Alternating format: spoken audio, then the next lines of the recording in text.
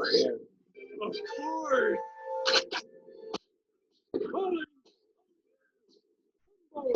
Get your bowling. Who's ready? Bowling. Charm is ultra. Less is more. Stainless steel was in Beach by Dre. Smoky Mountain memories. Remember when Bobby Boucher showed up at halftime and the Mud Dogs won the Bourbon Bowl, do you? Under Armour boys, we protect this house. Well, I didn't think you had it in you. I'm your Huckleberry.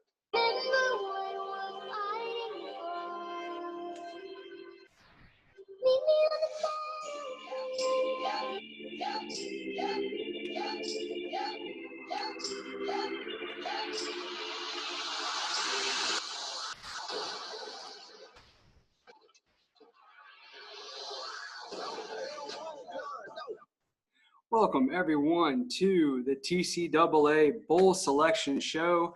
I am your host, your Commish Bromy. I hope everyone is doing good tonight. If you're awake, it's 10:30 East Coast time. I've got three other participants here with me in the committee. We're going to go right down the list as I see their names. First, we're going to go with Brandon from South Texas. Brandon, how's it going? Going good. I'm just excited to find out who's playing in what bowls and see what the playoffs look like. All right, so am I. It was an interesting week to see how this was going to play out. Luigi, Presbyterian Blue Hose, how's it going? It is going well in the Midwest. I'm excited because this is my first year in this league, and it's been a great year, and I'm excited to see how this will work. All righty, thank you, Luigi, for coming in. And last, Robert with Doc Watson's Traveling Medicine Show. How we doing, Robert? Going good. Was kind of interested to see from the conference championships early on. Looked like might shake things up, but ended up not being anything too interesting for at least the top four. So, in my opinion, but we'll get more into that.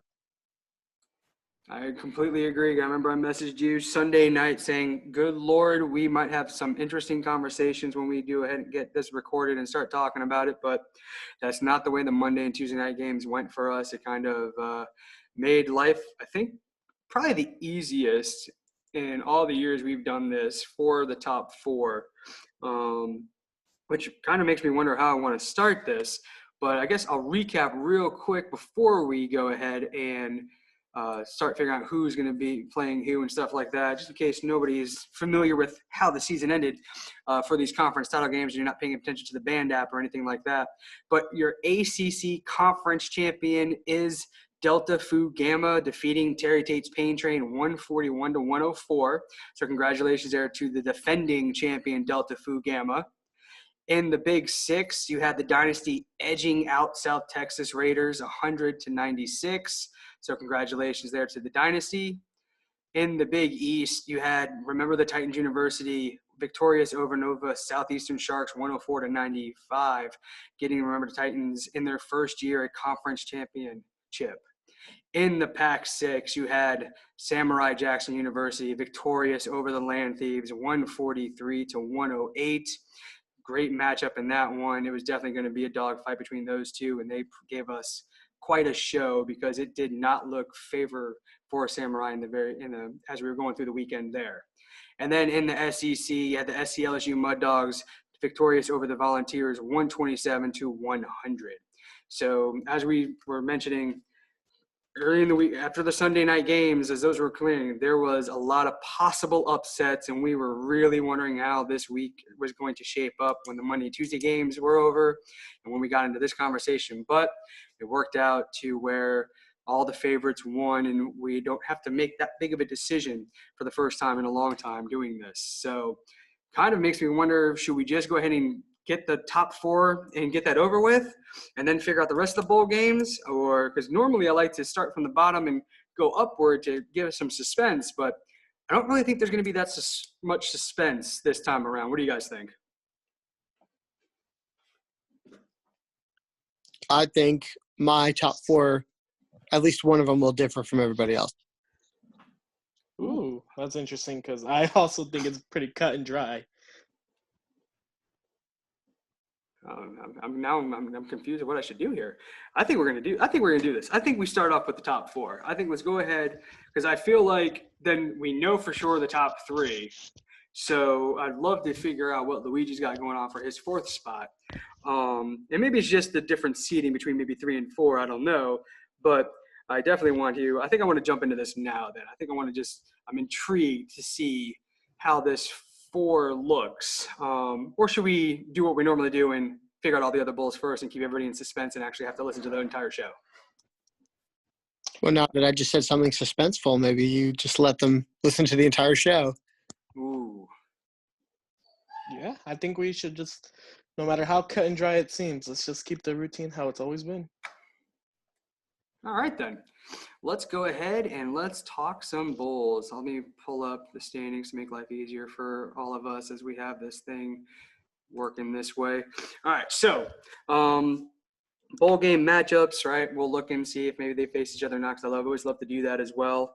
What I didn't do this time around is I actually don't have, I'm going to be pretty much ad-libbing my matchups here for the first time in a long time doing it this way, but it's just the way it's going to go this season, COVID, you know what I'm saying? Retail business, very busy this time of year, along with COVID. So we'll go ahead and we'll just start figuring out some lower tier bowls, and then we will figure out our playoffs and our non-playoff TCS matchups. So as always, I like to start with the TSPM Bowl, which is hosted by David Rome and Dan Tirico. Dan Tirico was in the league in the very beginning, and I just always keep his name in there for the matchup because it is the TSPN Bowl, and we were the original show members of doing these TSPN shows and stuff like that. So TSPN Bowl, once again, to be in one of these bowl games of this nature, you had to have at least had 5 to 6 wins, which we have plenty of those schools in there. What kind of matchups you guys looking at?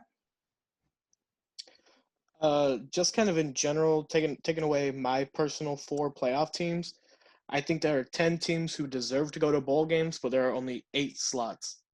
So I feel like I think we should have a little bit of a discussion at first on who we think is kind of safer and kind of the upper echelons of who's guaranteed a bowl spot, and then kind of start talking about those 7, maybe even 6 win teams who could possibly still be vying for a shot. All right. I mean, just staring at it, right, you got to look at who our ranked schools were going into this week that weren't playing. So, for instance, you've got Vestal Tech, you have Greenville, you have DBAP University, Doc Watson, and University of Thugonomics, who are all in the top 10 going into conference play. I would think it's safe to assume they have a bowl game, would be my guess. Yeah, those are kind of the ones I'm kind of looking at. It's more kind of figuring out. I would say the bottom 4 for the last 2 are kind of the ones where I'm kind of trying to figure out who goes where. Right. Yeah. So again, let me look at the rankings. So, for instance, some of these schools that we didn't mention that are bowl eligible, you've got the South Texas Raiders, you have Dukem U, you have University of Dallas Spurs, MC State College, you have Nova Southeastern Sharks, we have the Chicago Alfred Preparatory Academy, you have, let's see, nobody else in the Pac-6. Sorry, Pac-6, you're out. SEC, you have SCLSU Mud Dogs, the winner of their conference matchup. So those are the rest of your bowl opportunity or eligible schools there. Does anybody have a matchup that they think would be a good matchup out of all these schools that we'd mentioned? Or this is one of the lower tiered ones, so it's not one of these major ones that you're probably not going to really see a ranked school in. But what kind of matchups you guys thinking?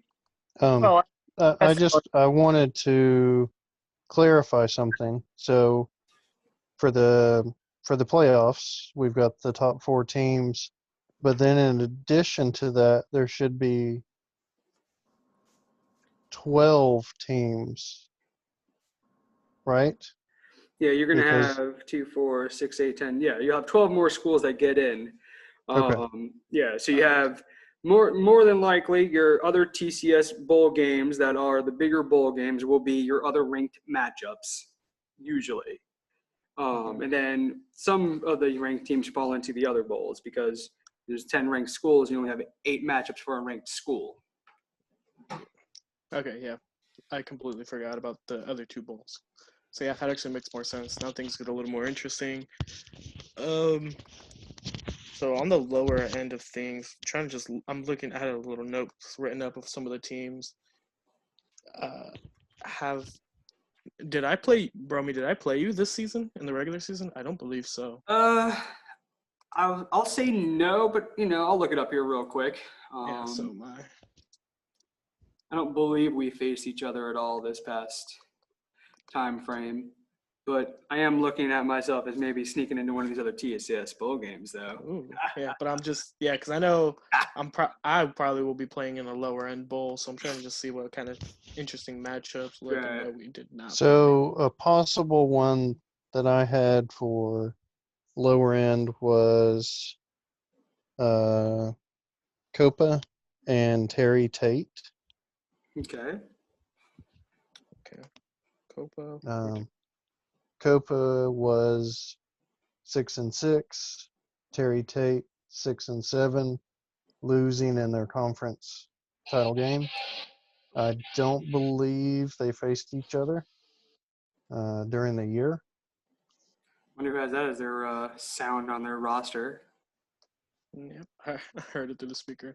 Yeah. Yes, I don't believe they face each other either, and that does sound intriguing because again, Terry Tate, kind of in a similar situation that I'm in as well, kind of had an up and down kind of season. Still made it to the conference championship, but not the best record you kind of want to be walking out with. So I do think that is a good matchup. Okay. I can be in favor of that matchup there, both deserving. Definitely Terry Tate getting into their conference matchup, I feel is a deserving for sure of a bowl game because they did make it into that promised land. And even had a chance of upsetting Delta, but then the Monday and Tuesday games really killed that opportunity.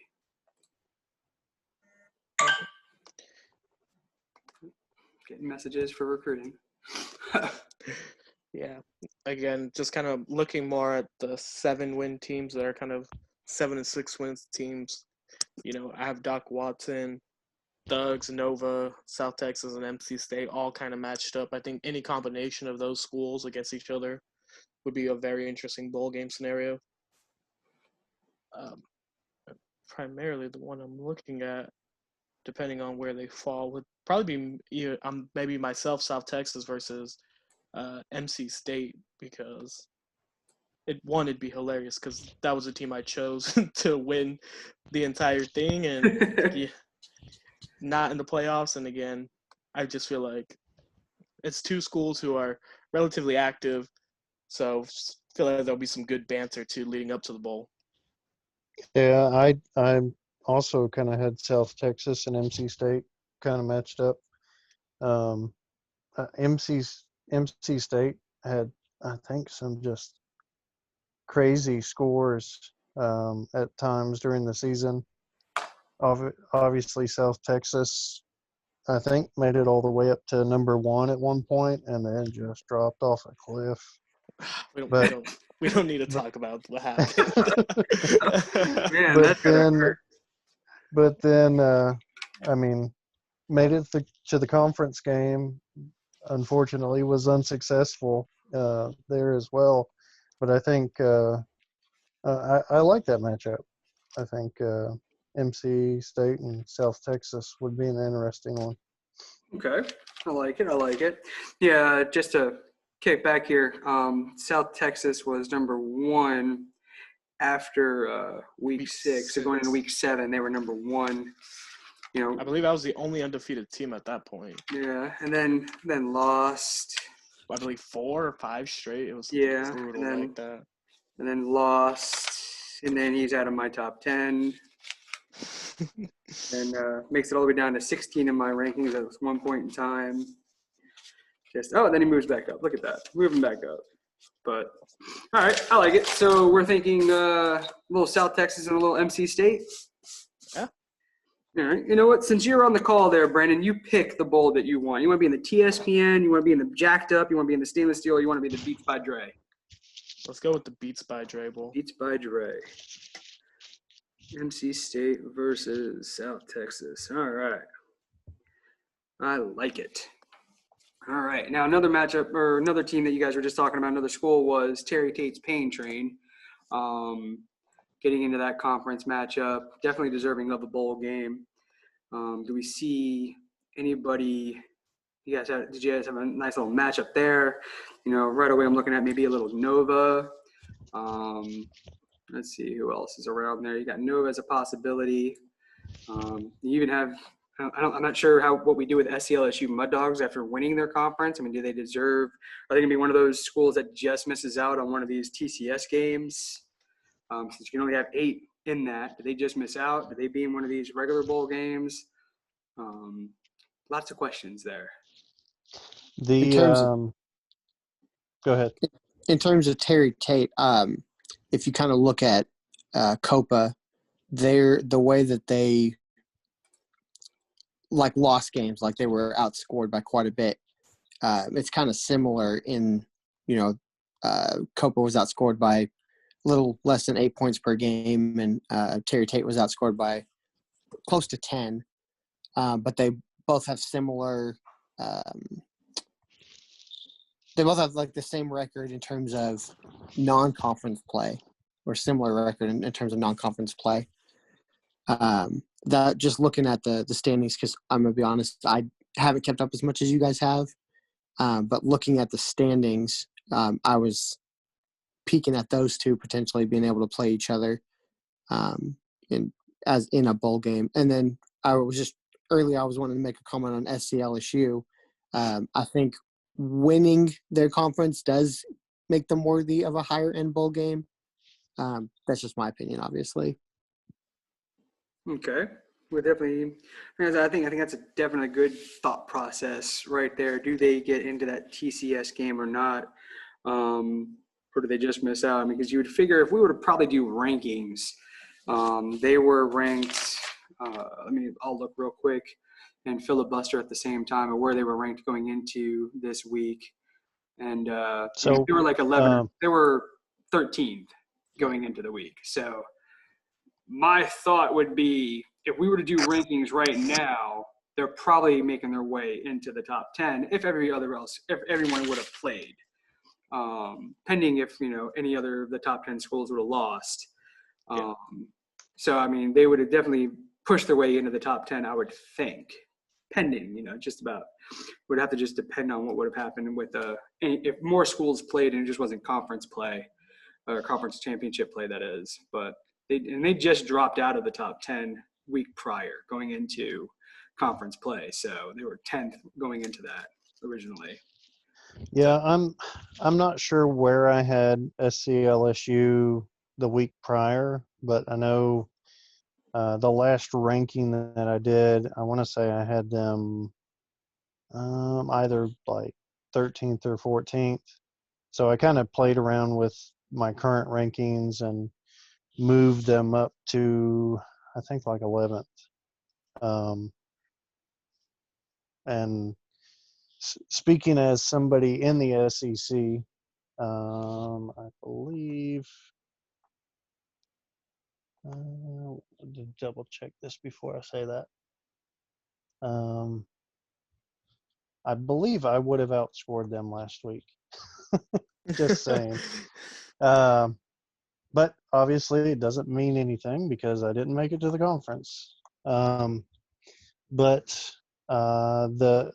matchup that Bromy threw out there, I hadn't thought about. Terry Tate and Nova is kind of interesting because they both lost their conference game. So it'd kind of be two teams that both made it to their conference title game and lost. Yeah. That's true. I like that as well. Again, just adding a little bit of a storyline to it. Both teams losing their conference championship games, and both trying to get the bad taste out of their mouth by trying to get that bowl win the next week. Right. Okay. So we were thinking that was Terry Tate and who was it? Nova. Nova. Nova, right? Yeah. That's what I thought it was. I like it. We all concur on that bad boy? Yeah, I like that storyline of it. All right. And I think for that kind of a matchup, I feel like Jacked Up Bowl sounds like a good spot for that matchup there. So we'll go ahead and we'll write that in there for the Jacked Up Bowl. We'll write that in. All right. That is in. All right. We got 2 more bowl games to figure out here before we get into the big-ins. Yeah.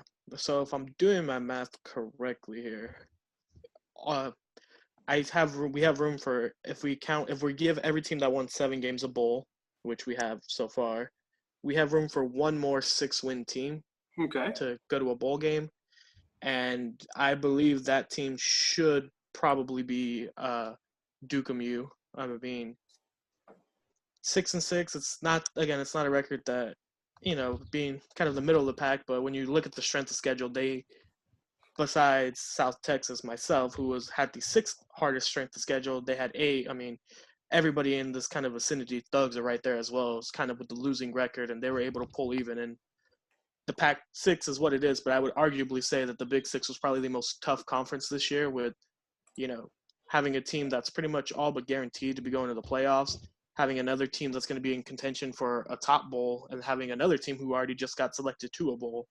and even the other teams in the conference played, especially in the division conference games, played very well. I think if we have room for one more 6-win team, my pick would be Dukem. I can agree to that. Dukem was always in and out of the top 10 also. They jump into the top 10, then they lose and jump out. They win, jump back in, lose, jump back out. They were always up and down also, probably on all of our rankings at the same time. I mean, they were 6-6. They were 3-2 in conference. They went 3-4 in non-conference. So they definitely had a good conference play. And that was, Big 6, you're looking, Dynasty was 5-1, South Texas 4-2, Dukem 3-2, Telford 3-2, DBAP with their unbelievable 1-4, and then Jefferson 0-5. But DBAP was 7-0, non-conference. So just think of what that could have been like. Yeah, and then even when you look at Dukem's non-conference games, they beat Thugs, who heading into conference championship week was a ranked team. Obviously they beat DBAP, their conference rival. They beat DBAP, who's a ranked team. They also beat Greenville Green Devils, who is a ranked team. So, they have some ranked wins on their schedule as well, and as on their resume. And again, I feel like if my math is correct, we have room for one more 6-win team to kind of sneak into a bowl game. I think Dukem should get that spot. I mean, does anybody else have any cases for any of the other 6-win teams? No, I know actually we talked about Copa as well. Just trying to scroll through all the other 6 wins. I actually had them 12th in my rankings, but I actually contemplated keeping them in the top 10 just based off of their strength of schedule. And like you said, I mean, they're 3-2 in their conference. They have arguably one of the tougher conferences. And like Bromy was saying, they were in and out of the top 10 quite frequently. So last week I ended up keeping them at 12th, but I almost had them as 10th, which would be ranked, obviously. Yes. So the argument I would have for Copa is week 2, they beat Dukem. And then obviously the last week of the regular season, they beat Delta Phi Gamma, and obviously was not a high scoring affair, but beating that ranked team and, Dukem, if we're comparing Dukem and Copa, they did have a head-to-head matchup, which Copa did beat them. Copa, I haven't dug in a whole lot to anything else to make an argument, but those were a couple things that kind of stick out to me as far as Copa versus Dukem. Yeah, and then looking at strength of schedule, Copa had the 24th hardest, so in essence the 6th easiest schedule.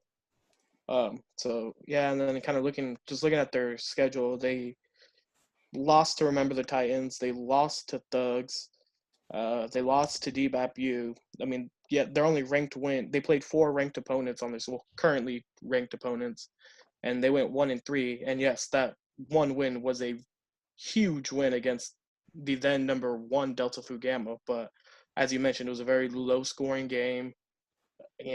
Just an ugly game in general. Especially in this league, when you score only 86 points and you win a game, just doesn't kind of feel right. Yeah. So.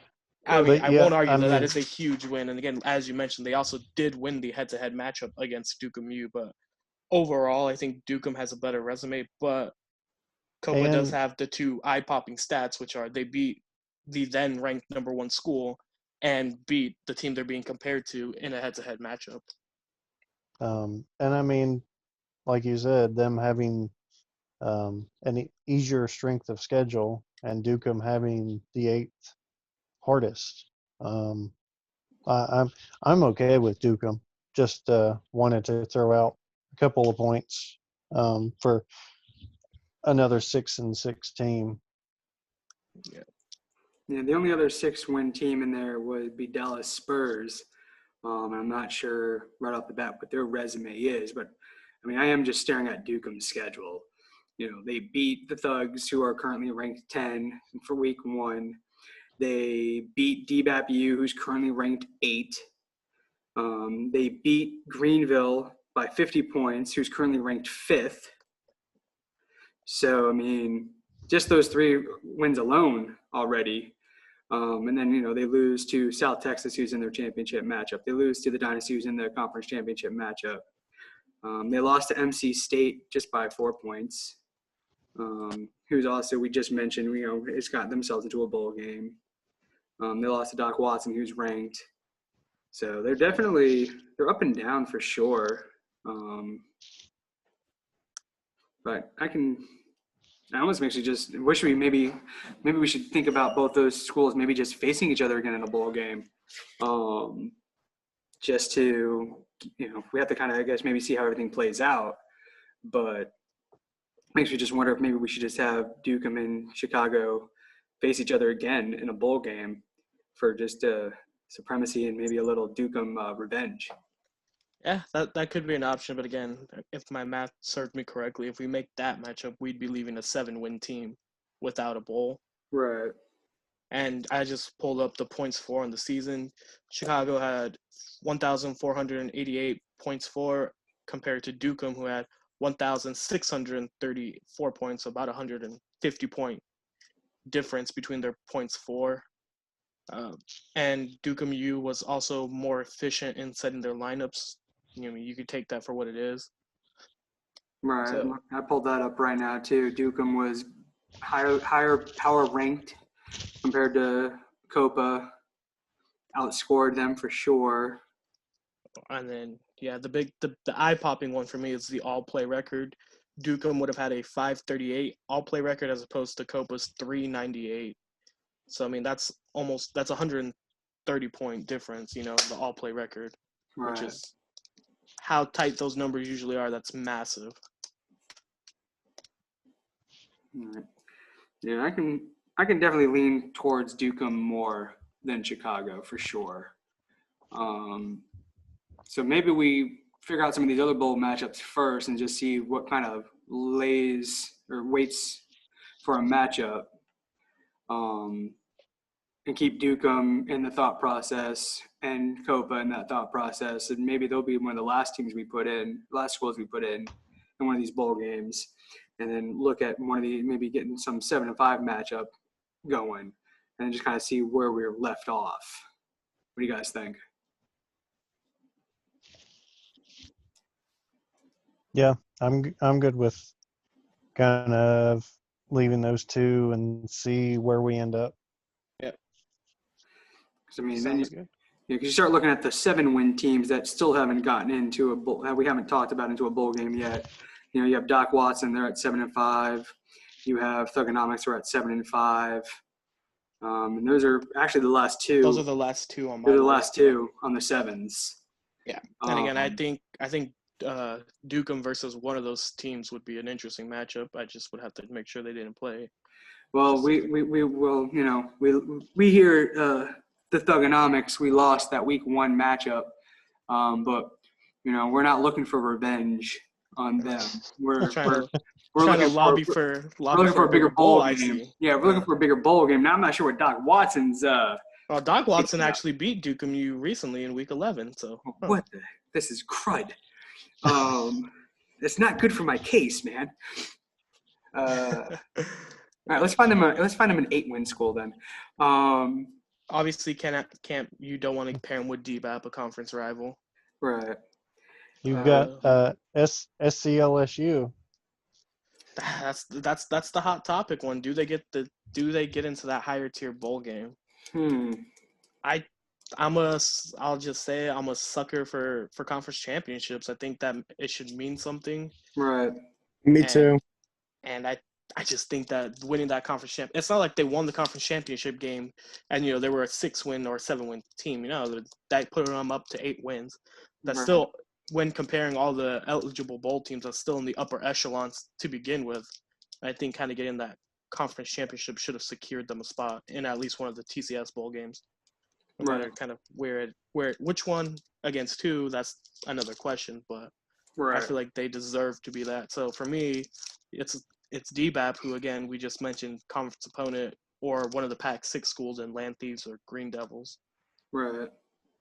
Well, I feel like for SCLSU, if we put them in a TCS bowl game, which we're definitely going to do, and it just so happens one of the non-playoff bowl games is the Bourbon Bowl. It only makes sense. I feel like it makes sense that they deserve to be in that one. We just got to find them an opponent. Speaking of finding opponents, I think, because I'm looking at Dukem U's schedule, Dukem U played Greenville as well. So the only team that seems that Dukem can kind of line up with is Land Thieves, who are coming off a conference championship loss. Oh, no, wait, did they play? Yes, they did. Yeah, so, well, now we know why Dukem had such a hard schedule. Yeah, playing so many ranked schools. Ranked schools, everyone was in a conference matchup, conference title game. Interesting. All right, well, I'll rock, paper, scissors for you, Brock, if you want to face Dukem again. Well, I mean, I've got I may not have a very good case, but I've got a case to be higher up than that. Yeah. And again, just looking at it, trying to avoid duplicate matchups, I think Vestal should be a lock for one of those top bowl teams. So they're kind of out. And again, the only team that seems to work on the schedule is Land Thieves, which again, I feel like they're also in the hunt for that big bowl game too. So kind of putting ourselves into a tough spot here. Yeah, who would have thought these would have been the tough ones?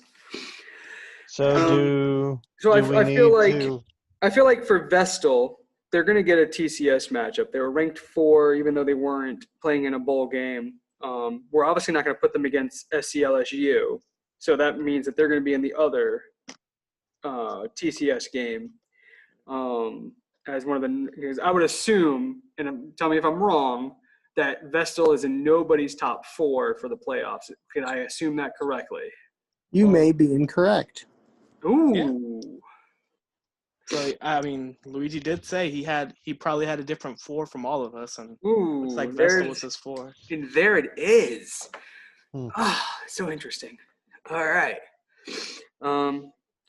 Let's so it'd either be for Dukem, who's deserving of a bowl game.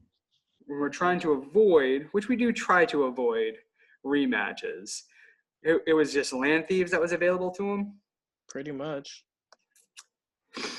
And I think I found a dance partner for SCLSU in that top bowl game as well. Okay. Well, you know what?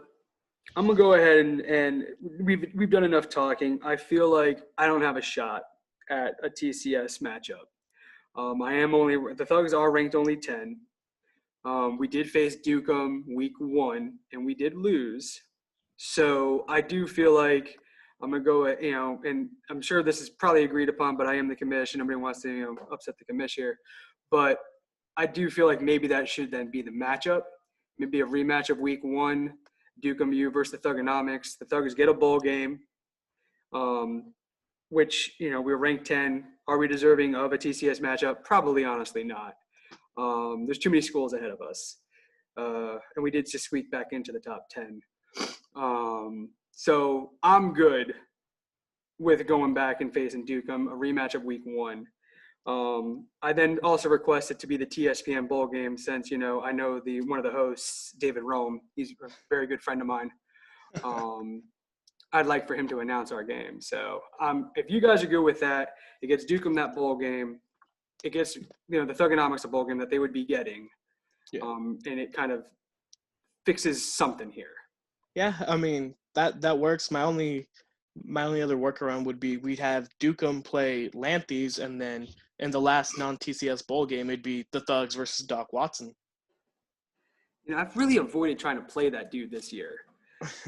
We played once, didn't we? I don't know. I think we didn't play it all this year. No, I'm looking at your schedule. That's why I said it. Yeah. This matchup didn't happen this year. But normally we've normally have been a home and home, and I think even one year we were a home and home, and then we faced each other again in a bowl game, in a year's past. Maybe 2 Yeah, years we played in a toilet bowl. Oh yeah, that's right. That's what it was. We played in a toilet bowl. That's how bad we were. Yeah. Oh yes, you guys were the toilet bowl last year, I believe. Oh God, no way. Yes, because I was in the toilet bowl the year before No, that with Festo. I played in the Jacked Up Bowl last year. Yeah. I think Bromy, it was well, I know Bromy probably was in the toilet bowl last year. I mean, there's probably no doubt, really, honestly. I mean, we want to joke about it, but I mean, I'm not going to say the Thugs have sucked. So, Okay, so then, yeah, if you're trying to do that, then yeah, I mean, we can just do Dukem versus Thugs then in the TSPN Bowl. We could just go ahead and lock that in if you want. And then we can start working up to, we'll listen to Doc Watson lobby his case for a top bowl. yeah, because it would either be for Doc Watson, he'd either be getting himself into one of these top bowl games, which would be, I mean, I guess depending on what we do with Vestal, could be then a in-conference matchup, Mm-hmm. or they find themselves in the stainless steel bowl. Yeah, I mean, unless you give me a good case, I mean, right now you're kind of in my stainless steel bowl. You're not making it up there into that next tier, but I'm definitely interested to hear your case. So my case, we had a little bit of an up and down year. We weren't able to really secure a win against a top ranked team. Played Sam Jackson pretty well. Just couldn't keep up. South Texas, actually we beat South Texas when they were on that slide. Yep. And had a horrendous game against DBAP. Beat. So we don't really have a quality win against anybody, but one of the things that really surprised me for myself was looking at the power ranking and my team being ranked 5th when you look at power rankings. And there were definitely, I mean, 5 could have won, so all of my losses could have been wins. The all play record is 0.679. So showing that consistently, the amount of points that we scored was almost 1,800. So that, for the most part, is my case. My efficiency was a little bit lower, but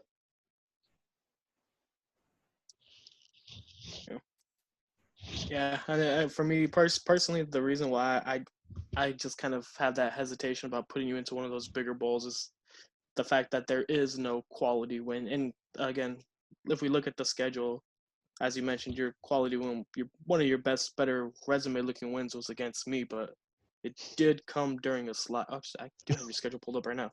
Yeah, so I mean, he did kick but the shit again, out of he's USA. you've been consistently. But the thing is, you have been winning, and you've been flirting in and out of the top 10, and kind of been solidified in there. But again, what for me personally that does is it's just lacking that true big like statement win. Because if we look at it right now with the current rankings, you don't have a win against the ranked school. The 3 ranked games you've played, you've lost all of them.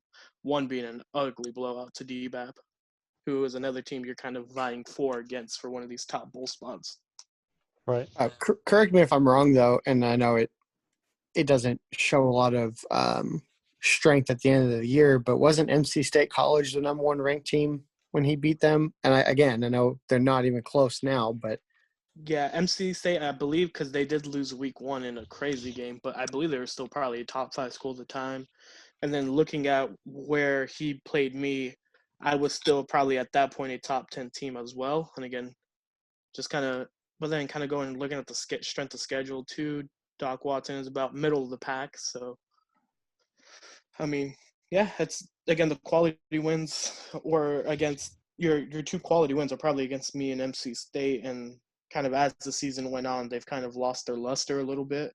Right. So again, for me personally, that's just kind of what's holding me back, because there's not that win that we can hang our hat on. Like again, like when we were making the case for Dukem, when this with the final rankings, they had 3 wins against ranked opponents. So it's just one of those things where especially in this league, it's you kind of need some of these statement wins. But I do agree that you've been one of the more consistent teams. Besides that bludgeoning that happened against DBAP, you never scored below 100 points, which is very, very consistent. Yeah, you'd have to kind of look at, we have an idea, I guess, of maybe who our top 5 schools are. Since Yeah, I think the top 5 is yeah. Locked in without a doubt. Again, Yeah. I'm definitely waiting to hear the case for Luigi's 4th school, but I think we all have a consensus top 5. So it's just kind of figuring out who's that last bowl game. Personally, right now, what I have drafted up, I have Doc Watson versus Greenville in the Stainless Steel Bowl. Then I have Land Thieves versus Vestal, and then DBAP versus SCLSU, and of course with DBAP, SCLSU, and then Land Thieves Vestal, those 2 being the other TCS bowl games. But we could kind of move some stuff around if need be. But if I looked at it right, none of those 6 schools played against each other with the current setup that I projected. Yeah, like one thing, with Doc Watson trying to figure out where they would go, like if they were to be in one of the TCS matchups, right? You think, are they going to jump ahead of Land Thieves? Probably not. Would they jump ahead of SCLSU, who wins their conference matchup? No. Do they jump ahead of Greenville, who wasn't in their conference matchup but was ranked 5? Probably not. So. And then the other school that's in contention right there is DBAPU, who wasn't in the conference title, but I mean DBAPU is on a 7-game win streak, I believe. Yeah, they went nuts after once they could get out of their own conference, they went nuts. Yeah, they were 7. Yeah, they went 7-0 in non-conference play, so they've been on a tear. So, yeah, I mean, before I sat down to really look at it, I had really no real aspirations of making it into that. And then I was like, well, thinking about not really having quality wins, but then looking at, like I said, being surprised that I was ranked 5th for power rank.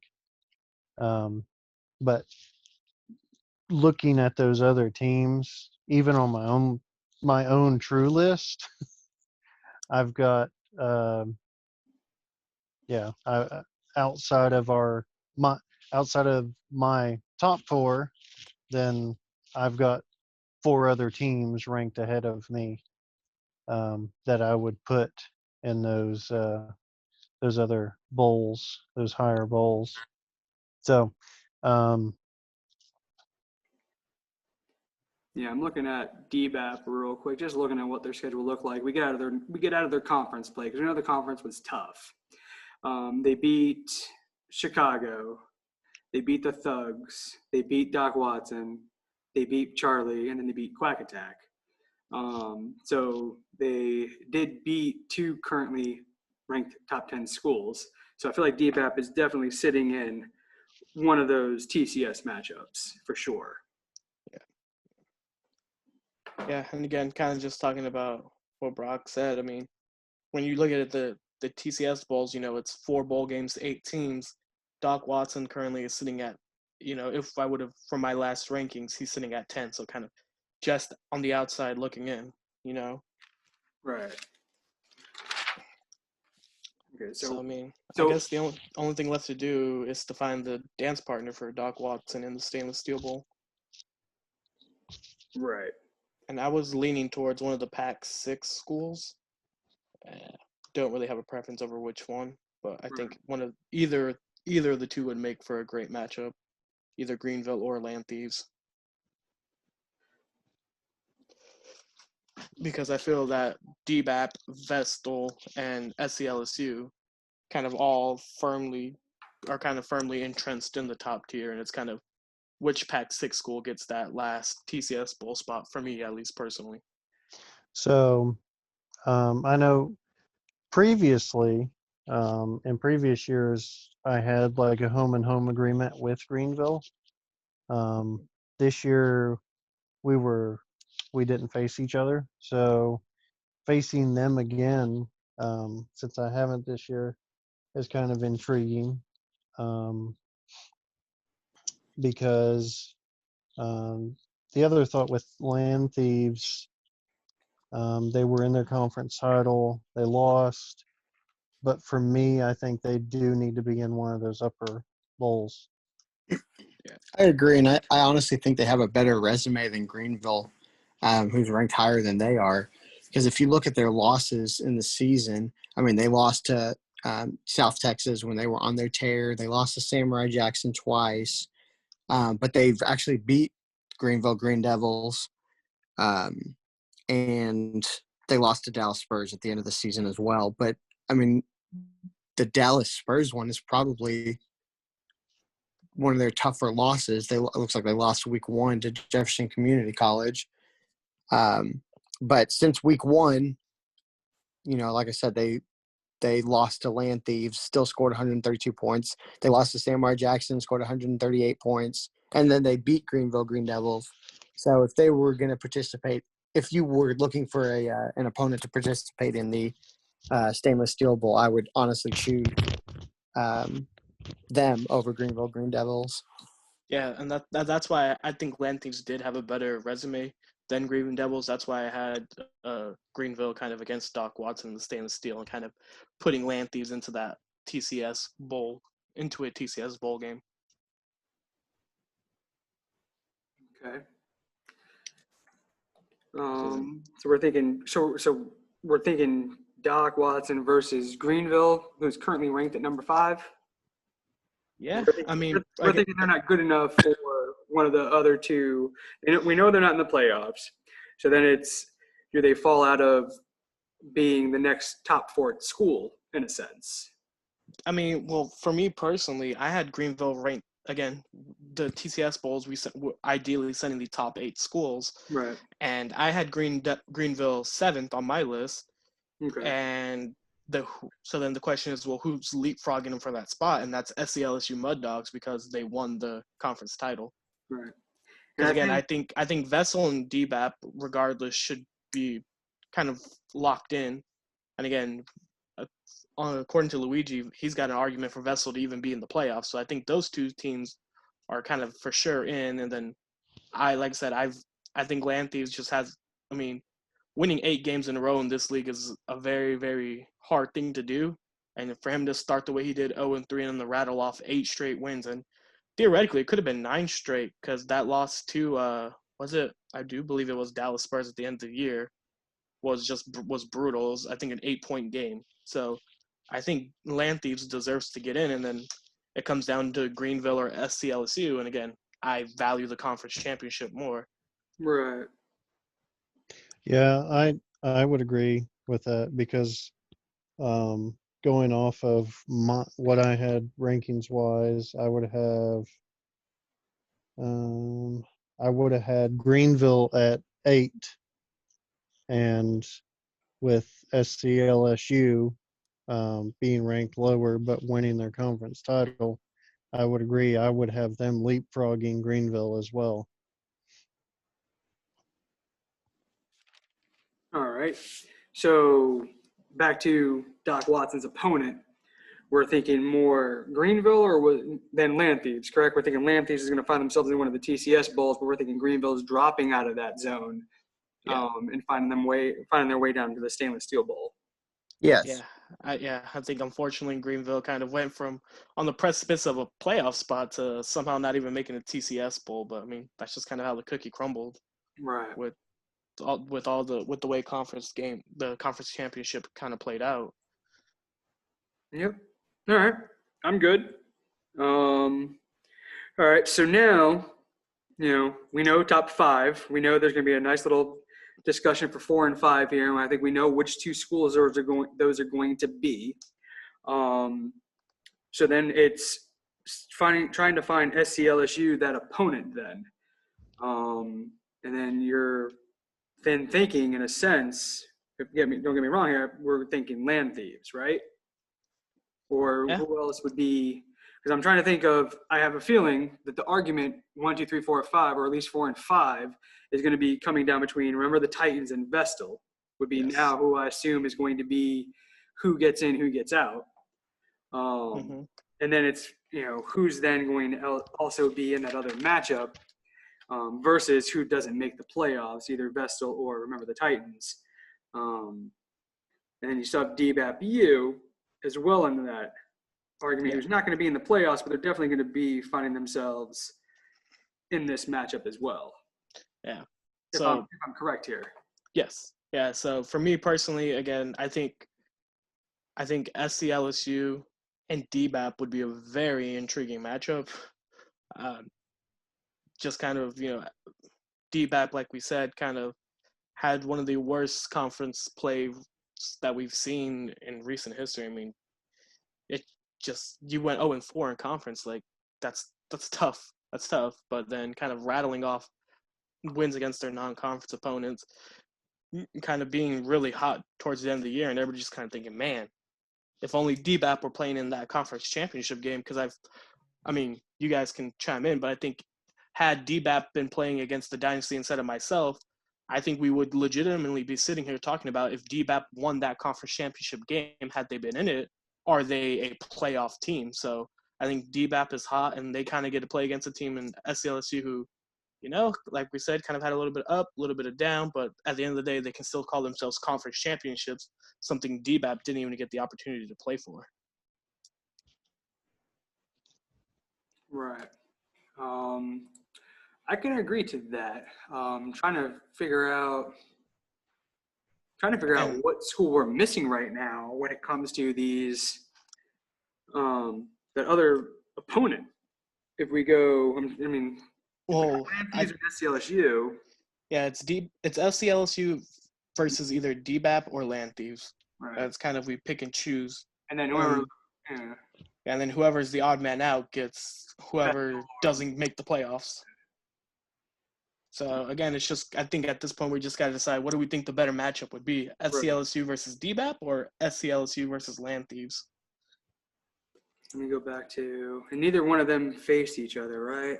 Yes, no, none of these teams have faced each other. Okay. That's something I did look up. So all these matchups would be relatively clean. Right.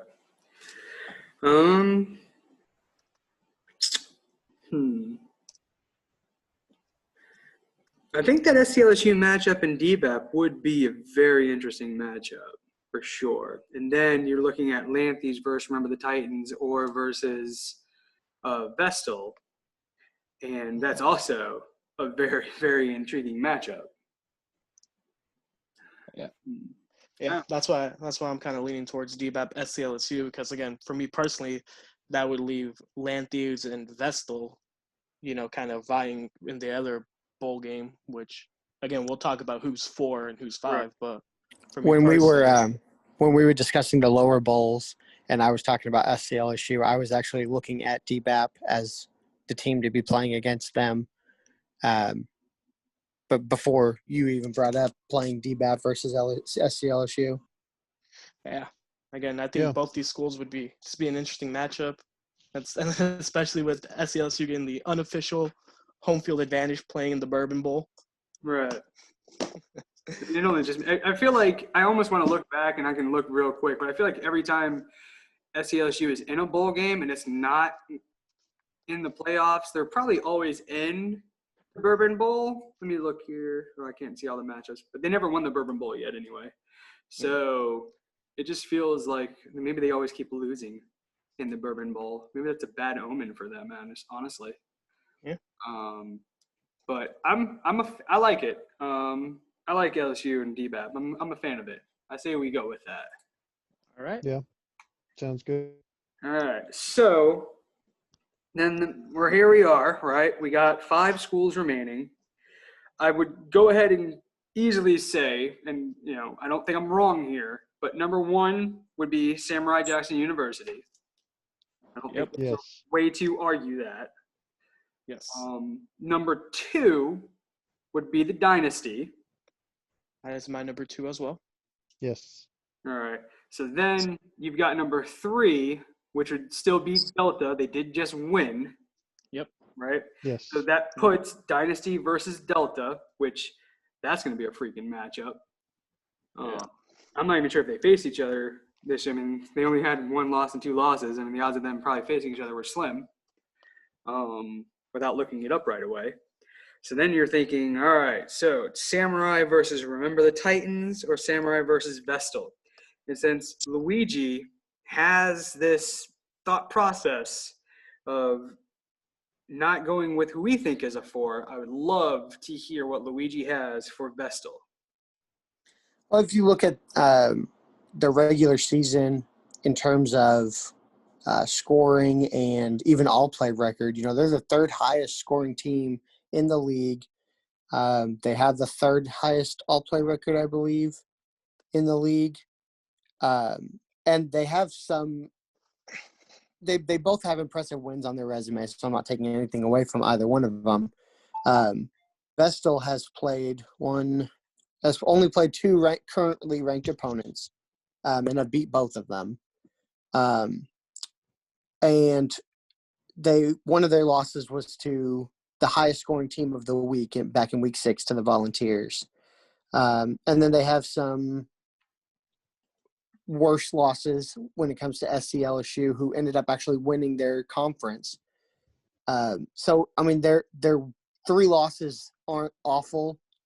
They have a better non-conference record, I believe, than Remember the Titans. They average almost 20 points more per game than Remember the Titans, I believe. I mean, in my opinion, it's hard to choose Remember the Titans over Vestal Tech when they are beating them in so many different statistical categories, such as points for all-play record and non-conference play. Yeah, I mean, again, looking at it, Vestal Tech definitely just has been eye-popping. They have all the eye-popping stats. But again, kind of my thinking as to why I believe Remember the Titans should get that 4th spot is just kind of looking at it in a sense that they've been kind of the team that no one's really been talking about all year. I mean, Remember the Titans has kind of just been in the background, slowly climbing the rankings, and then all of a sudden we're like, whoa, Remember the Titans is, what are they, 9-3, right? Yeah, 9-3, Yeah. which is the same record as Vestal. And then you kind of look at it like, and again, this kind of comes down to the conferences and who their opponents are in their conference, which we can't fault Vestal too much. I think we could easily, we could probably say where the Big East is a little tight, but I think the conference is where the difference was because both ended the regular season at 9-3. However, one team didn't even go play for their conference championship, and the other team is a conference champion. And again, I've always, in my past 2 years being on the bowl committee, I value the conference championship. I think, winning your conference championship should go a long way. And I think that was kind of a big reason we used to kind of bump SCLSU up into that other TCS bowl game over Greenville because their resumes are relatively similar. But, I mean, SCLSU was a conference championship. I think we have the same situation here where, yes, statistically, Vestal is very dominant, especially one being compared to Remember the Titans. Like, I'm looking at the numbers right now. It's pretty stark. But at the end of the day, Remember the Titans has a conference championship to their name, whereas Vestal didn't even play for theirs. And again, I know in past years we've had situations where schools did get into the playoffs without a conference championship appearance. But I feel like in this year, I think we all consensusly had going into with our last rankings, Remember the Titans somewhere in that top 5. And I mean, again, for me, it's the conference championship that does it.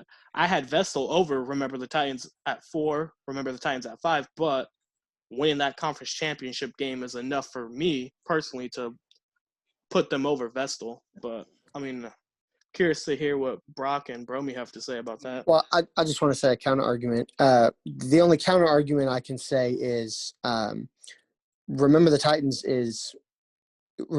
has in my opinion, just looking statistically, has a weaker conference compared to, no offense, Bromy, compared to what Vestal has, because Vestal has 2 top 10 as well as the Big East, but neither of them actually even won their conference. So you also have the conference championship.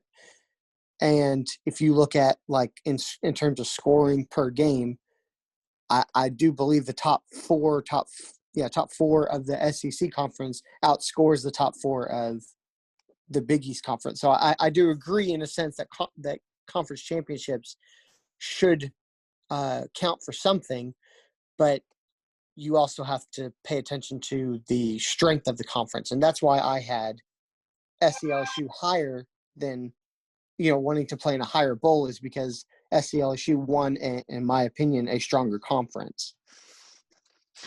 Yeah. I'm looking at some numbers real quick. And so Vestal had the 4th easiest schedule overall, comparative to Remember the Titans, where they were ranked 19. So however many that is minus So back. I think that's 11.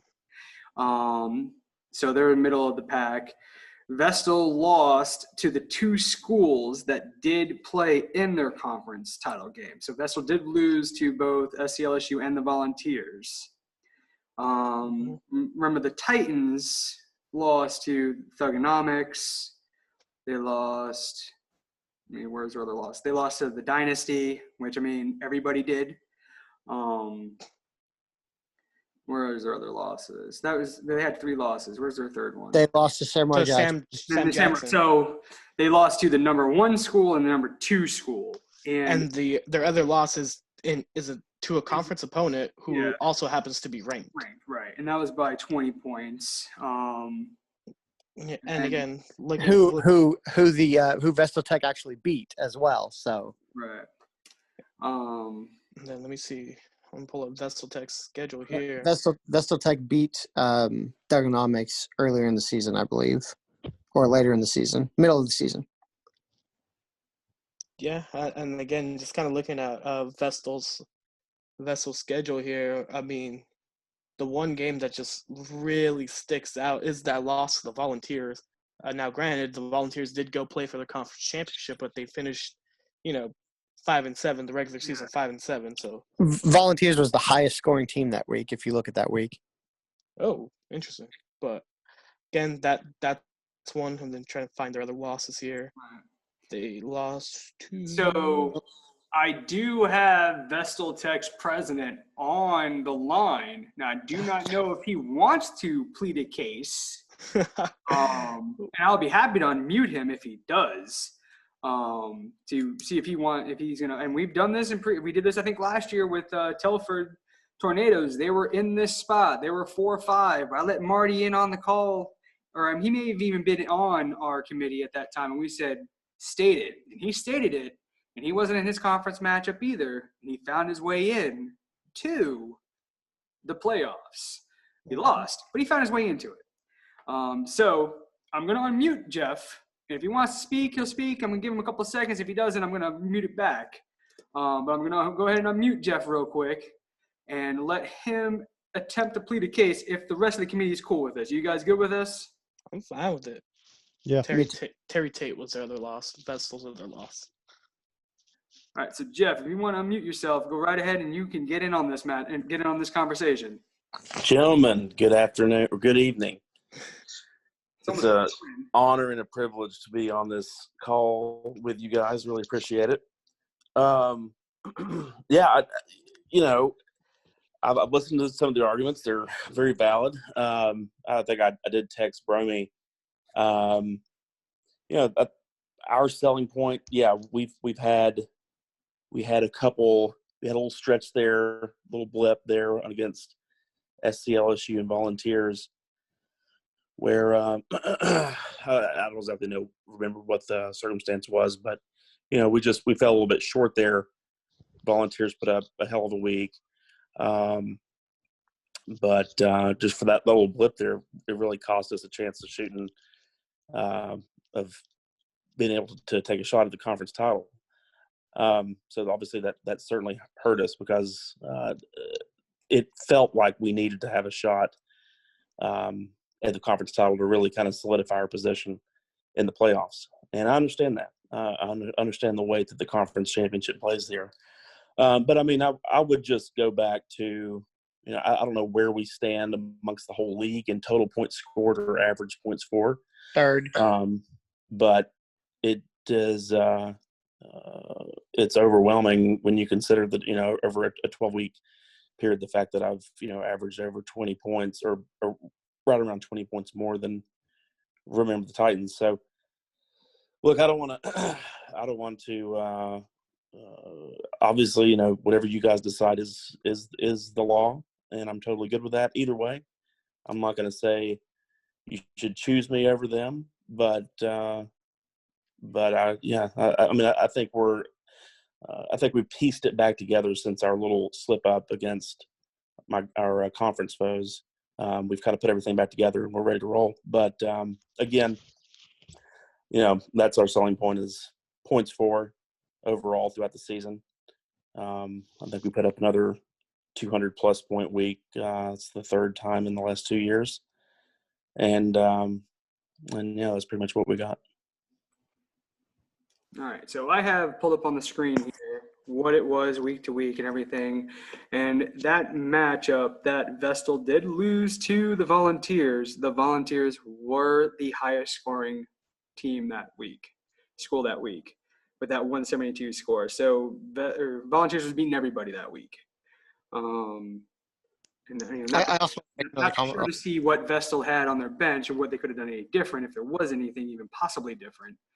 I'm not sure. I know right there it was, I don't know excuses at this point, but bye week hell, and there were, I guess, some little nagging injuries that popped up, and all of a sudden you don't have guys to put in position to win. At least that was for one of those games. So, but that's part of building a solid roster, that you can overcome this kind of thing. So, it's kind of a moot point, really. I would love to be back in the playoffs again. It's been a few years, but I will respect the committee's decision either way. I also wanted to make another comment real fast. Looking at that, the total points for, if you don't include this past week where he didn't even play, or you don't even include this past week, he was actually the second highest scoring team in the league. I just want to throw that out there. And I was looking a little bit more on power ranking and all play record, and it's pretty amazing Looking at Vestal, their win percentage would be .73, and remember the Titans is actually below 500. It's .48. And so I came into this with remember the Titans as my fourth, valuing that conference title win, and hearing some of the arguments and looking a little bit further. Obviously, being in the SEC, knowing how hard it is, Here we go. I can guarantee that I do not want to face Vestal. They are one that is just hell. And Luigi joining the SEC, I would imagine he feels the same already. So I'm feeling Vestal in that fourth spot.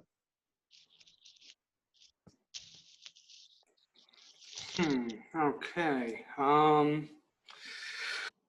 Very, very good arguments, honestly. You had remember the Titans going into this one. They were ranked 7-1.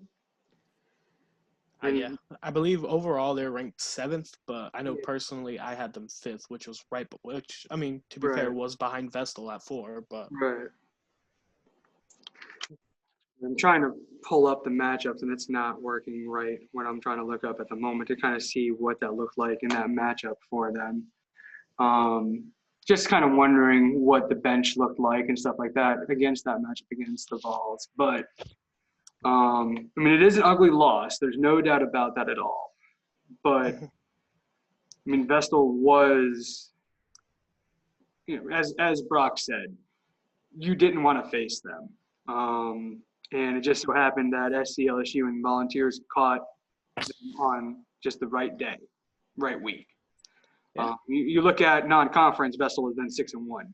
Compared to the Volunteers were 1-6, and SCLSU was in 3-4. So I mean, you just look at that aspect too. But remember the Titans, I mean, they were 5-2 non-conference, 5-1 in conference, but definitely didn't outscore the way, averaging wise, Vestal did. If you go to reports and then franchise weekly result, it'll show you exactly how franchise and weekly result, and then just go to week 6. It'll show you exactly how everybody scored. Let's take a look at that real quick just to see. Yeah, and right now the way I kind of feel about it is we have one of those situations the actual, NCAA playoff committee has been in before where what are we going to value more here? The team that, again, statistically has proven to be the better team all season in Vestal, or the team that has been pretty much the same, but we can, came out with the same record, but, we feel a little lackluster about, but that team won a conference championship. I think to the days where, the Pac-12 would win, the winner of the Pac-12 was kind of waiting on bated breath to see if they'd make it in over, the second SEC school, because, everybody was like, well, it's the SEC, one loss, or not playing the conference championship game because they lost one game shouldn't penalize them for being one of the better schools. But on the opposite end, one team has a conference championship with the same record. So it's a tough decision, and we've been in similar situations ourselves here before. I believe it was last year or the year before where Boats and Hose kind of wiggled their way in. Right. Kind of on just by being one of the best schools despite not playing for a conference championship game. I think what's happened actually the last 3 years, honestly, because I think Lanthieves was the year before that. I think it was Lanthieves the year before. Lanthieves was the year before that. I do remember that. Hose and Hose was then that week, and then last year was Telford. So we do somehow talk ourselves into allowing the non-conference winner or even bowl game participant into that 4 just because of they slipped up for 1 week or 2 weeks, but then crushed it the rest of that. I mean, I'm looking at it right now at that matchup. Derrick Henry went off for almost 40 points. I mean, bye weeks, you're looking, to not make the excuse, but just looking at the bye weeks, right? You had Alvin Kamara was off. Dalvin Cook was off. Josh Jacobs was off. So I mean, he took away his 2 top running backs in that matchup. So not to make that excuse, but if you had those 2 probably normally playing, those are your 30 points that make up what would have won him the game. 40 points, whatever. Most likely, you would think. I don't know. You know what? I feel like I'm leaning towards Vestal now, even with Remember the Titans winning, just because Vestal has been the powerhouse. They are ranked number 4. So I am leaning that way now. I feel like the arguments have been pretty strong. Well, I think too, just I don't know, with the quality of team that Remember the Titans has, obviously kudos to getting the output that they have, but I almost feel like them getting in is like the NFC East. Like, you Just know, completely shitting on the Big East. I like it. but I mean, really, it's like looking at it now, I feel like if we were to put Remember the Titans in there, they're just going to get like buzzsawed. And who's to say that they don't? But I feel like Vestal is definitely a better matchup for that top 4. Man, that is just Vestal is at any given, fantasy weekend, and they've done it numerous times, can drop 200 on you in a blink of an eye. Yeah. Yeah. I mean, I played against Vestal in the Toilet Bowl 2 years ago, I believe, and I was scared to death in the Toilet Bowl. I mean, Vestal does have a buzzsaw team. And then as much as I am champion here for Remember the Titans, I think one thing that kind of sticks out is I'm going back and looking at their schedule, and they've played the Dynasty. They've played Sam Jackson, 2 teams who are in the playoffs. And now they lost to the Dynasty by almost 30 points. And granted, the Dynasty scored 161, Remember 133. But kind of a similar thing with Sam Jackson. They lost by about 18 points. That one being a little more lower on the scoring total, with Remember only putting up 107, Sam Jackson 122. But they've played the teams in the playoffs, and they show that they couldn't get it done. Right. Now, mind you, those are against the 1 and 2 schools in the nations, and pretty much no one was able to get it done against them. I mean, shout outs to me for beating the Dynasty real quick. Right. But I mean, we've seen these matchups. If we want to play this, we want to look at it this way. I mean, we've seen those matchups, and Remember the Titans is 0-2 in it. And again, I'm championing for them because of that conference title. But the more we look at it, I think the goal of the playoff committee, the bowl committee, is when we come for the playoffs to put the 4 best teams in. And the more I look at my screen and I'm looking at numbers, looking at matchups, the more I'm swaying towards Vestal too. And again, it sucks because I do think conference championships should have value. And I won't say the Big East is NFC East levels of quality, but I think without a doubt, we could all look and say that they were easily the worst division, or worst, the worst conference among the 5. What in the hell?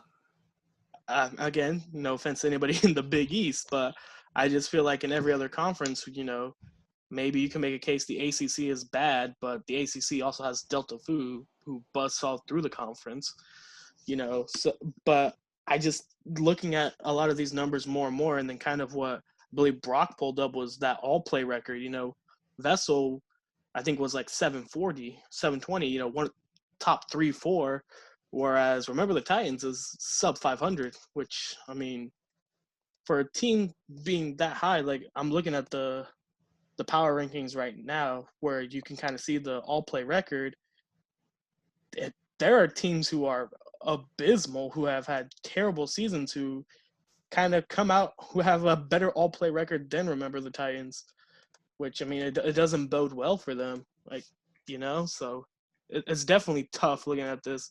Like I said, I've definitely been championing for them, but the more and more I look at my numbers and I look at the screen, the harder it is to keep trying to put them in, Right. I mean, again, just looking at it here.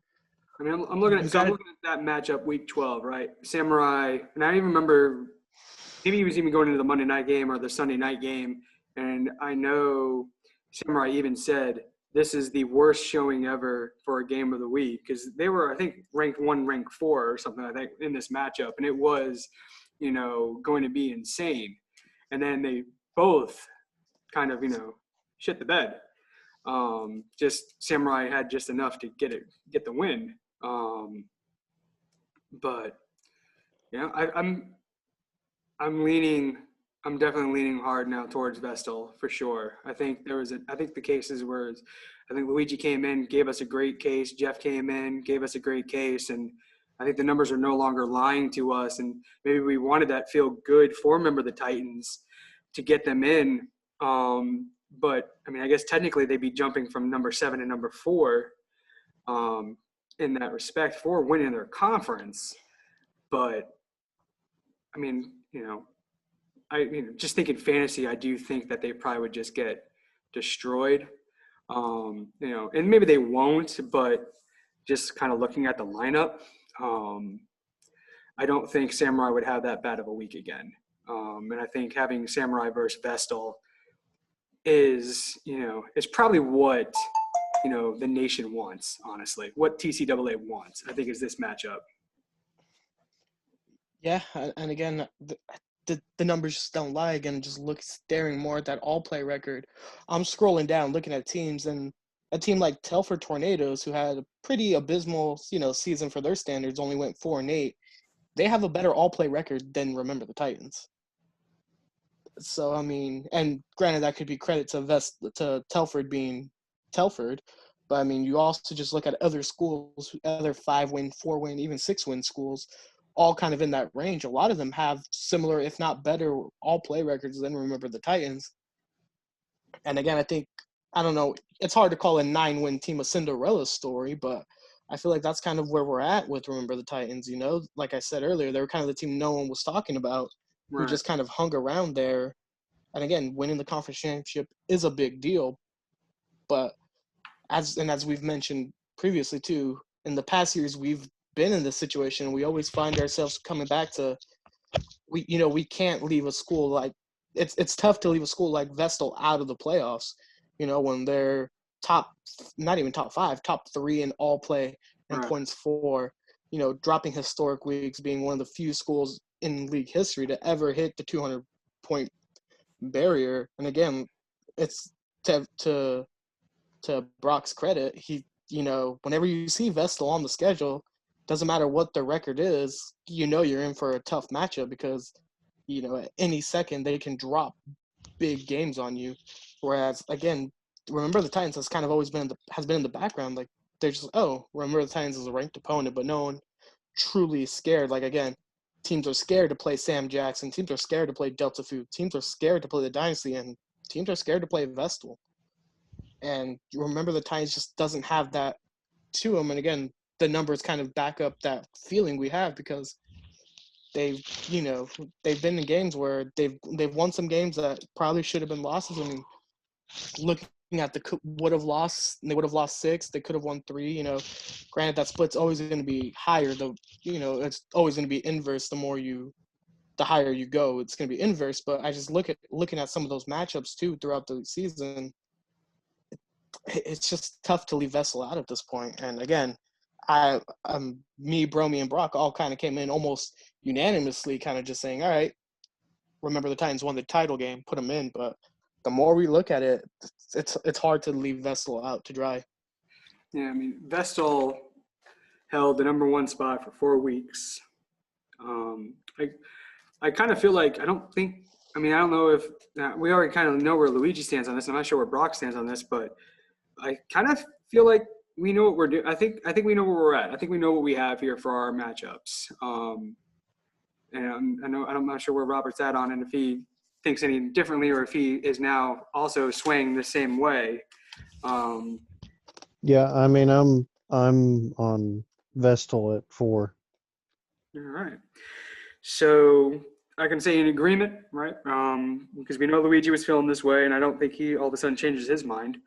Go ahead. I said I haven't. Okay, good. I didn't think so. So in this matchup, then, so we would then have Samurai Jackson University versus Vestal Tech, and then that puts remember the Titans, and it's not like they're getting dropped completely. They're sitting in say a 5 and 6 slot in a sense, because Land Thieves would have been probably maybe right there. SCSU could have maybe jumped them because they won their conference, but I mean they're facing up against Land Thieves, who is no slouch of an opponent either. Everybody fears Land Thieves also. So I like that. I feel like we've got a really good matchup, and we haven't even talked about the toilet bowl yet. So, the good old toilet bowl. Yeah. So in agreement, number 1, SCLSU or not SCLSU, Samurai Jackson University versus number 4, Vestal. Number 2, Dynasty versus number 3, Delta Fu. Is that correct? That's correct. Yes, sir. And then we got And remember that the gives Titans. us Remember the Titans and Land Thieves, right? Yeah, remember the Titans versus Land Thieves. You got then SCLSU versus DBAP-U in the other TCS matchups. And then rounding off the rest of those, you got the Thugonomics versus Dukem U, Terry Tate versus Nova Southeastern, Doc Watson versus Greenville, MC State versus South Texas.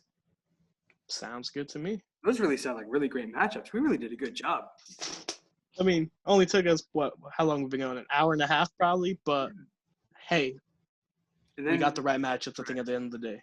And then last but not least is the toilet bowl. And now normally this will go to the lowest record schools who just didn't have a good season at all, but were participants, right? We've had people who were 0-12 or 1-11, 2-10 make it into this one. We've also had schools go in at 4-12 or 4-8, whatever because they were actually more active than the schools who just didn't pay attention. Luigi with Presbyterian, they just didn't have a great season. Quack Attack didn't have a great season either, and they're in the same conference. Now I'm not sure about having them face each other again, but those are two not the greatest record schools who were participant throughout the entire season. I don't know if there's I have to go back and start looking at some of these lower tiered schools if we really want to look at the really low ranked or low record schools or not. Or, do we look at maybe a 3-9 or a 4-8, say Telford? Yeah, that's where I was going to get at. To me, coming in, there's about four teams that really stuck out to me as teams who didn't have the best of seasons, and it was a couple of them new guys, a couple of them guys who have been around for a while, who I know are active and who are always active doing the recruiting, setting the lineups, and even doing the extra stuff like chiming in on the band app. For me it was Luigi, Presbyterian Blue Hose. It was Quack Attack, Telford, and fuck you too. After he had his work cut out for him after the split, but stayed active. I believe he's also on our coaches poll committee. Correct. So that just shows his dedication, as does Luigi. And just kind of saying that right there, don't mean to play favorites, because again, me, Bromy, and I believe Brock, you're on the coaches poll too, right? Yeah. Yes. I mean, so not to try and play favorites here, but I think those two who the coaches poll is a big commitment, and again, they just haven't had the best of seasons. I think those two are prime candidates. But again, we've talked about Quack Attack. I think Telford's also always in the conversations, considering Telford's usually one of the schools that, coming into the season has good high expectations. So I think personally it's any combination of those four, and I'm happy, because I think those are the four teams that really stuck out to me with losing records, who have been active all throughout the year. Yeah, and I mean, I would agree with you. I know previously when me and Bromy played in the toilet bowl, I think that was kind of a similar conversation. We both had just awful years, and I want to say we were, the lower 20s probably, but we, obviously Bromy is the commish, invests a lot of time and does a lot of stuff. So I mean, I think not to the point of playing favorites, but it is an investment in time for the league and obviously your team, but also you're with even the toilet bowl, like Bromy said in his video the other day. You get recruiting points, and do you have, even with the toilet bowl, you have the opportunity to win back your fee, right? Is that correct, Bromy? Correct. Yeah. So, I mean, I think I have no problem giving them the opportunity as like a reward for being active with their team, but also being active with the league. I mean, I have no problem with that. So I would agree with you on those 4 teams as potentials. Yeah, I just wanted to look back. It was back in 2017 where I faced Brock in the Toilet Bowl, back when we actually had, divisions within the conference.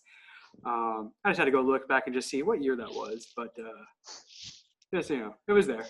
It happened. Yeah, because I know I played in the Toilet Bowl in 2018 against Vestal, because that was my first year in the TCAA, and I ended up getting kind of a similar situation. I was one of those lower end teams who had been active all throughout the year and got matched up with Vestal, who was in a similar boat. And again, it kind of just depends. Like you said, we kind of scroll from kind of the lower end teams up, just judging by activity who gets ruled out. Obviously, no offense to either of those two owners. I don't even know if they're going to listen to this, but like, I just wouldn't feel right putting it like big USC and Philly, kind of in the toilet bowl. And that's why we've kind of done it the way we've done it. And again, that's why for me personally, as someone who's kind of been the recipient of a toilet bowl bid, I feel like those 4 individuals really stood out as ones who, they deserve the chance to play for their money back for those extra recruiting points. And I guess now we just gotta kind of decide which of those 4 get in. All right. Look, yeah, you did face him back in 2018. It's fun looking back at the history here. I remember my toilet bowl victory. Yeah, you guys were the game of the week that week. It was great. Yeah, of course. It's toilet bowl spotlight game. We won't talk about the other games played that week because we just won't talk about them. It's good. Anywho, let's get back to the business here. All right, so toilet bowl, right? Luigi very committed. Falk, he was very committed.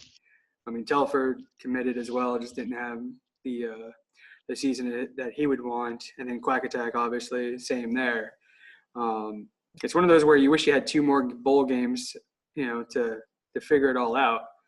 And just have them just face each other that way. But that's just not the way this one's going to go.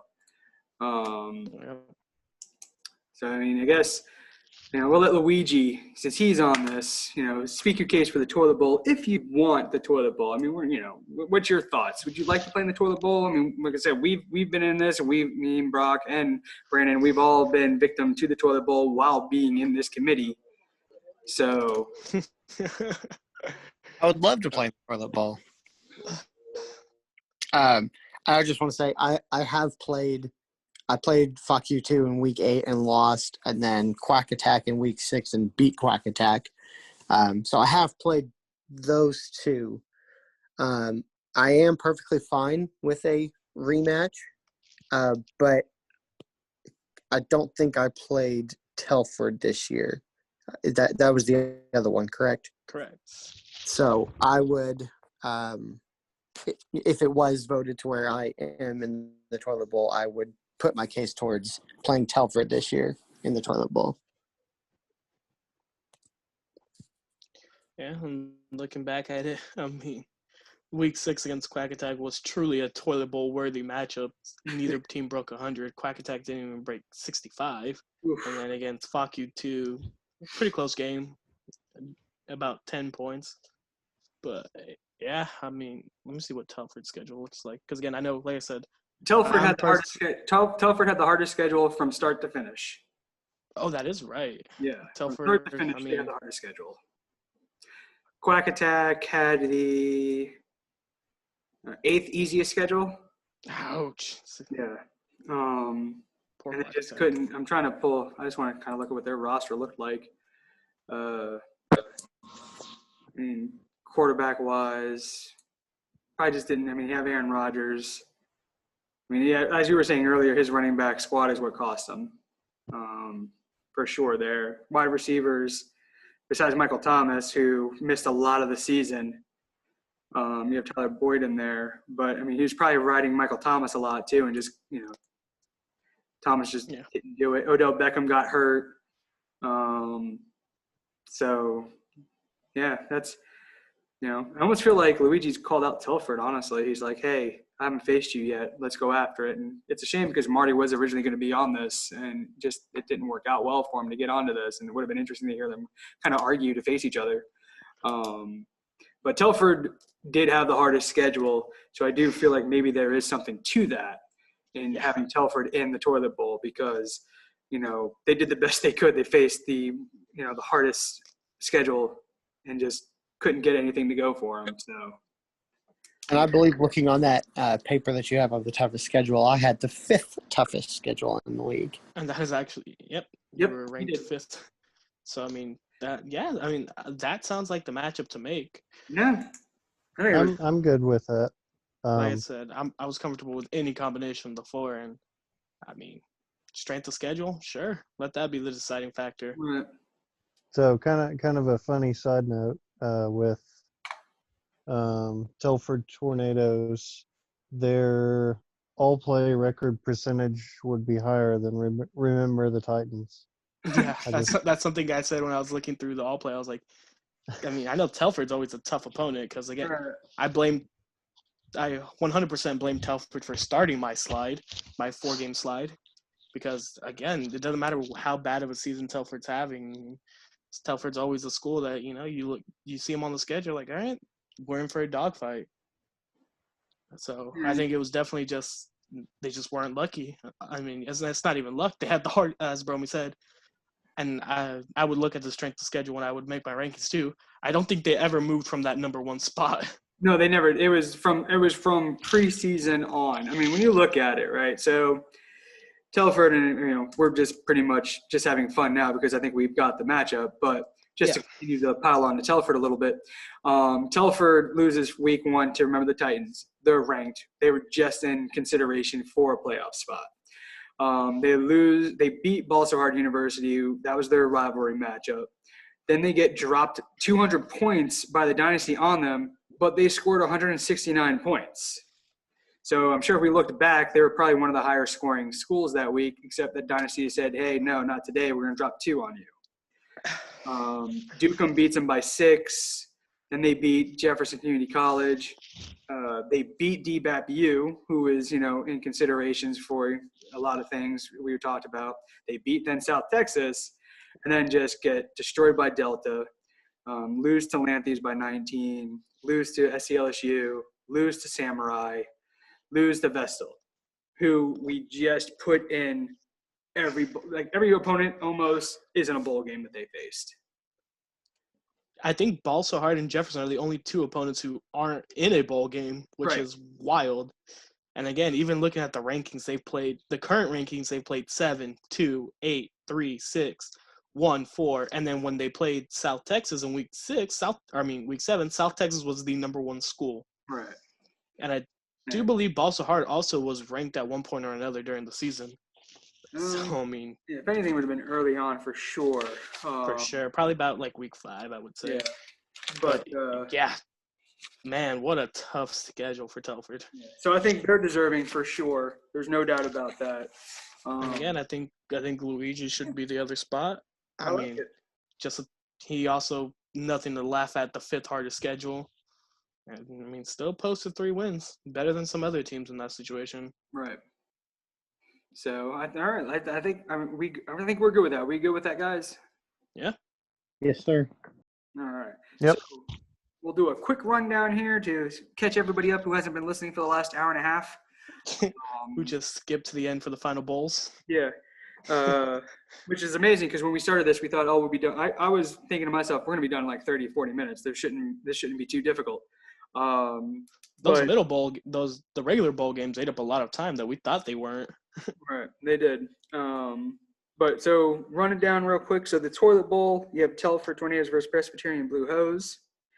In the non-TCS matchups, you have in the TSPM Bowl, the University of Thugonomics versus Dukem U. In the Jacked Up Bowl, you have Terry Tate's Pain Train versus Nova Southeastern Sharks. The Stainless Steel Bowl, you have Doc Watson's Traveling Medicine Show versus the Greenville Green Devils. In the Beats by Dre Bowl, you have NC State versus South Texas Raiders. In the non-playoff TCS matchups, the TCS Smoky Mountain Bowl, remember the Titans versus Land Thieves. And the TCS Bourbon Bowl, SCLSU Mud Dogs versus DVAP University. And then in our playoffs, you have in the TCS Under Armour Bowl, number 2 versus number 3, Dynasty versus Delta Phi Gamma. And in the TCS Huckleberry Bowl, number 1 versus number 4, Samurai Jackson University versus Vestal Tech. Is that in agreement, correct? That's everything? Yep. Correct. All righty. Well, with that being said, I do want to thank all of you being a part of this, Brandon, Robert, and Luigi, being on here for this last, like I said, whatever it is, about an hour and a half going, hour and 40 minutes. Appreciate what you guys have done actually all season, being a part of our coaches poll. And then after we're all said and done here with this, we'll throw out one last ranking as well, just to end it and see who's number 1 and whatnot there. So that's, we got about 3 weeks, so we need to have to worry about that, which is nice. So I do thank you guys being a part of this and being a part, like we said, all season long. And what is in a crazy football season with COVID and everything else, who would have thought we actually would have gotten to this point, honestly. So I do thank you guys very much for being a part of this. Thank you. This league is awesome. Yeah, when I joined back in 2018, I was like, it was daunting at first reading through the manual, but this has quickly rivaled my home league with family members that I've been in for over a decade. Like this, and the work you put in, Bromy, is second to none. Yeah, it's funny for me. I've got a league on ESPN with some friends that Bromy's in as well. But one of my friends says, "Oh, Robert doesn't really care about this league. He cares about the other one." I do tend to spend more time, obviously, with recruiting and whatnot, but just a fun spin to it. Well, I'm a fantasy football addict. I'm in probably 45 different dynasty leagues, and this one has made me want to try out other ones. So I've actually joined a total of 3 other startups in terms of college style. I'm not quite at 40 leagues. I'm probably in the 20s, but when it comes to dynasty leagues, but yeah, this has definitely been the one that it's because of the work and just how crazy it can get and how awesome it can be when you just start delving into stuff like this. I'm slated to join my first salary cap league because of that. So this league, so it's been one of the best leagues I've ever been in. All right. Well, once again, thank you guys for participating.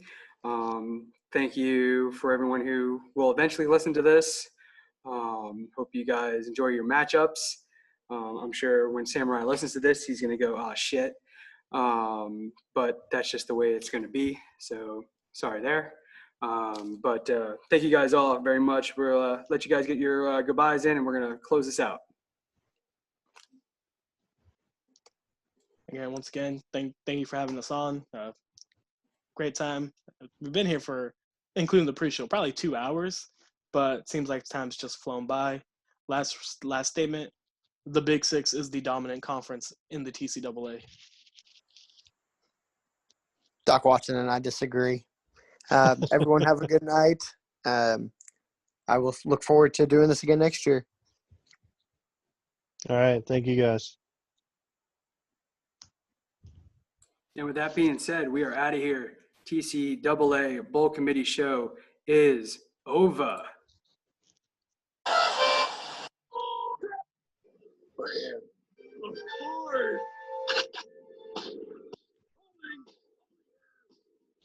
Get your ball Arm is ultra, less is more. Stainless steel was in Beach by Dre. Smoky Mountain memories. Remember when Bobby Boucher showed up at halftime and the Mud Dogs won the Bourbon Bowl, do you? Under Armour boys, we protect this house. I didn't think you had it in you. I'm your Huckleberry.